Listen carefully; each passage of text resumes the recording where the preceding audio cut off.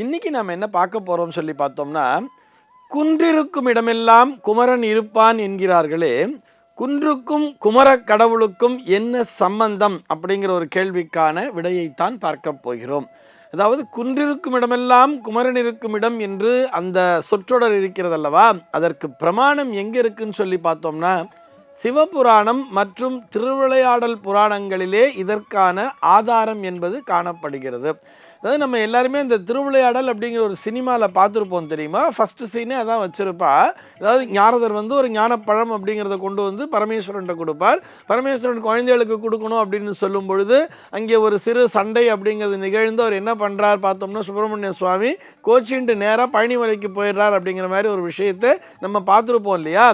இதுவே அந்த திருவிளையாடல் புராணத்திலே காணப்படுகிறது. அந்த திருவிளையாடல் புராணத்திலே அந்த பார்வதி அன்னையானவர் கந்தனிடத்திலே சொல்கிறார். எப்படி சொல்கிறார்னு சொல்லி பார்த்தோம்னா, நீ கோச்சிண்டு இங்கே இந்த மலையின் மீது அமர்ந்ததால் இந்த குன்று அப்படிங்கிற ஒரு பகுதியிலெல்லாம் உன்னுடைய ஆலயங்களானது அமைக்கப்படும். குன்றிருக்கும் இடமெல்லாம் குமரன் இருக்கும் இடம் என்று இந்த உலகத்தார் போற்றுவார்கள் அப்படின்னு சொல்லிட்டு பார்வதி அன்னையானவள் அந்த கந்த கடவுளிடம் அந்த குமரக் கடவுளிடம் சொன்னதாக அந்த திருவிளையாடல் புராணத்திலே இதற்கான ஆதாரம் என்பது காணப்படுகிறது. அதனால தான் குன்றிருக்கும் இடமெல்லாம் குமரன் இருக்கும் இடம் அப்படின்னு சொல்கிறோம். இது போக குமரக் கடவுளை தமிழ் கடவுள் என்றே சொல்லுவார்கள் தெரியுமா.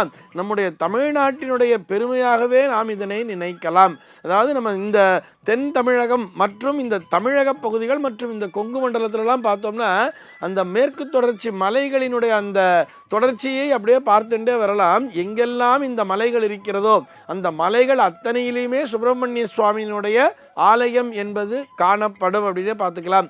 இதே நம்ம கொஞ்சம் கொஞ்சமாக வடக்க போக போக வட இந்தியாலாம் பார்த்தோம்னா மலை பிரதேசங்களிலே பெருமாளினுடைய ஆலயம் அல்லது ஒரு நரசிம்ம சுவாமியினுடைய ஆலயம் தான் கொஞ்சம் கொஞ்சமாக காணப்படும்.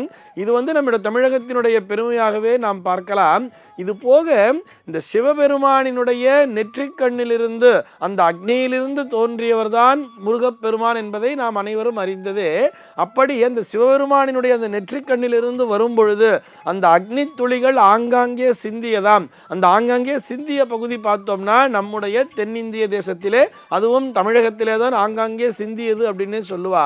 அந்த நெற்றிக்கண்ணிலிருந்து தோன்றிய அந்த நெருப்பு பொறிகள் இருக்கிறதல்லவா, அதெல்லாம் சிந்திய இடங்கள் தான் மலைகளாக உருமாறி நின்றன அப்படின்னே சொல்லுவார். இப்படி முருகப்பெருமானோடு முருகப்பெருமான் தோன்றியதே சிவபெருமானினுடைய அந்த நெற்றிக்கண்ணிலிருந்து அந்த அக்னியிலிருந்து தோன்றியவர் தான் முருகப்பெருமான் என்பதே நமக்கு தெரியும். அவரோடு சேர்ந்து தோன்றியதுதான் இந்த மலைகள் என்பதால் அந்த மலைகள் இருக்கின்ற பகுதிகள் எல்லாமே இந்த சுப்பிரமணிய சுவாமியினுடைய இந்த குமரக் கடவுளினுடைய ஆலயங்கள் எழுப்பப்பட்டிருக்கின்றன.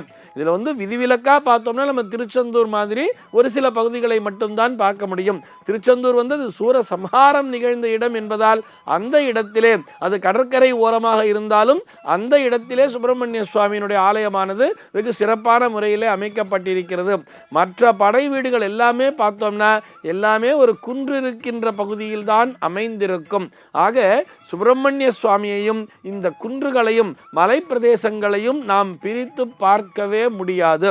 இந்த வரலாற்றில் பார்த்தா கூட நமக்கு இந்த குற்றால குறவஞ்சி அப்படிங்கிறதெல்லாம் நம்ம படிச்சிருப்போம். பார்த்தோமா அந்த குறவஞ்சியெல்லாம் பார்த்தோம்னா கூட அந்த மலைவாழ் மக்களாகிய அந்த குறவர்கள் அப்படின்னு சொல்கிறோம் இல்லையா, அவர்களுக்குரிய தெய்வமாகவே இந்த சுப்பிரமணிய சுவாமியையே வைத்திருக்கிறார்கள். இதற்கு வரலாற்று ரீதியாகவும் ஆதாரம் உண்டு அப்படிங்கிறதுக்காக சொல்கிறோம்.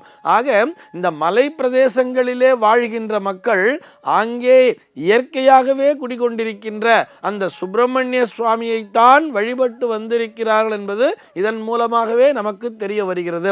இந்த குரத்தி அப்படிங்கிறவங்களாம் குறி சொல்லுவா தெரியுமா. அப்படி குறி சொல்லும் பொழுது கூட கையில் ஒரு கோல் மாதிரி வச்சுருப்பா. அந்த கோலை வச்சுட்டு முதல்ல அவங்க பிரார்த்தனை செய்யும் பொழுது எப்படி பிரார்த்தனை செய்வார்கள் சொன்னால், அந்த சுப்பிரமணிய சுவாமியை முருகப்பெருமானை நினைத்து பிரார்த்தனை செய்து கொண்டுதான் அதற்கு பிறகு குறி சொல்லவே ஆரம்பிப்பார்கள். மலைவாழ் மக்களினுடைய தெய்வமாகவே பார்க்கப்படுகிறது. இது இன்று நேற்று தோன்றிய விஷயம் அல்ல. இது வரலாற்று ரீதியாகவே நம்முடைய அந்த ஆதி தமிழ்ச்சங்கம் அப்படின்னு சொல்கிறோம் இல்லையா, அது தமிழ்ச்சங்கம் தோன்றிய காலத்திலிருந்தே இந்த சுப்பிரமணிய சுவாமியானவர் மலை பிரதேசங்களை ஆண்டு கொண்டிருக்கிறார், அங்கே அவர்தான் குடிகொண்டிருக்கிறார் என்கின்ற அந்த உண்மையும் நமக்கு புலப்படும். இப்படி சங்க தமிழ் நூல்களிலிருந்தே நாம் ஆதாரங்களை பார்க்க முடியும். ஆக குன்றிருக்கும் இடமெல்லாம் குமரன் இருக்கும் இடம் என்று போற்றப்படுவதன் காரணம் திருவிளையாடல் புராணத்தின் அடிப்படையிலும் இயற்கையாகவே அங்கே சுயம்பு மூர்த்தியாக அந்த சுப்பிரமணிய சுவாமி தோன்றி அங்கே ஆட்சி புரிந்து கொண்டிருக்கிறார் என்ற அந்த உண்மையையும் நாம் புரிந்து கொள்ள வேண்டும். சர்வே ஜனாஹ சுகினோ பவந்து.